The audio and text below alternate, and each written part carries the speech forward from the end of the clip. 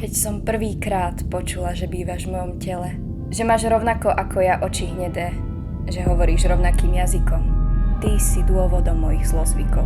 Pláč, úzkosť, pocit apatie a stresu. Koľko moje oči ešte toho znesú. A možno si tu bola vždy a stále. A možno si bola iba v mojej hlave. Koľkokrát som ťa chcela skryť, pred svetom ako zlý papier zahodiť. Tak moc som chcela túto chorobu odstrániť. Nájsť liek, vymyť si ju z kože, jej šíreniu zabrániť. Dlho učila som sa priznať, že si so mnou, vo mne.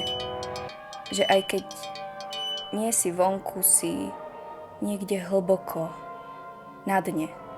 Mnohí radia, veď buď sama sebou. Avšak ako mám byť sama sebou? Keď sama sebou som len vtedy, keď som s tebou.